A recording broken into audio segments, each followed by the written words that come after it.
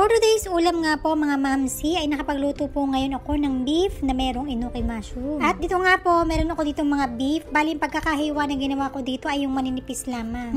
Manipis lang po yung ginawa ko na pagkakahiwa dito sa beef. Syempre para mas mabilis siyang lumambot at mabilis siyang maluto. At dito nga po yung aking ginamit na kutsilyo ay medyo mapurol na ng konti kaya medyo nahirapan talaga ako maghiwa. Bali ito nga po palang ulam na ito ay napakasarap po nito sa kanin. And kung kayo naman po ay nagda-diet ay pwede rin po ito. Ipapartner nyo lang po ito sa tinapay. Ay talaga naman po ito nakakabusog na. So dito nga po ay naghiwa ako ng bawang at saka ng sibuyas. Kapag ganito naman mga lutuin, syempre hindi mawawala talaga yung bawang at sibuyas. Pagkatapos nga po niyan ay naghiwa nga rin po pala ako dito ng mga green bell pepper.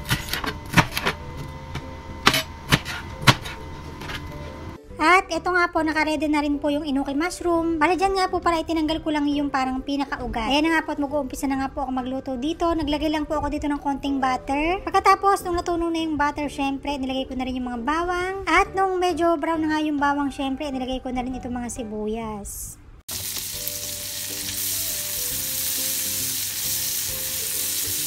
At ito nga po yung luto na yung sibuyas. Syempre, inilagay ko na rin po itong mga baka. At ito nga po, kung makikita nyo, sobrang fresh po talaga yung aking nabiling beef. At dyan nyo po malalaman kung fresh po ba talaga yung inyong mga nabibiling beef. Kapag po yung kulay nyo is medyo mapula-pula pa talaga. Yan naman po, kapag bibili kayo ng beef at nakita nyo na medyo maputla na, wag nyo na po yung bilhin. So dito nga po, naglagay nga rin po pala ako dito ng konting chili garlic oil. Syempre, para medyo maanghang ng kaunti. Bali ito nga po pala ay pinirito ko ng medyo bahagya lamang hanggang sa mag-brown. At ito nga po, habang pinipirito ko tong beef ay napakabango talaga.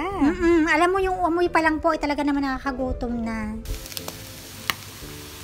At dahil nga po medyo malapit na maluto yung aking beef, naglagay na rin po ako dito ng 2 kutsara ng tomato sauce at saka ng 1 kutsara ng oyster sauce. Naglagay na nga rin po pala ako dito ng pampalasa, mga 1 teaspoon lamang at saka ng konting asin. Pagkatapos nga po, nung medyo malapit na nga maluto, ay nilagay ko na nga po itong mga green bell pepper. Pinakahuli ko po itong nilalagay para hindi naman siya overcook at gusto ko po dito sa green bell pepper, syempre yung medyo crunchy lang ng konti. At ito na nga po, luto na nga yung aking beef na ulam, kaya naman nilagay ko na nga po dito sa aking pinakamagandang mangkok, syempre para na makakain na. Po palang beef na syempre napakasarap nito sa kanin. Pero kung nagda-diet po naman kayo, ay pwede nyo po itong i-partner sa kahit anong klase ng tinapay.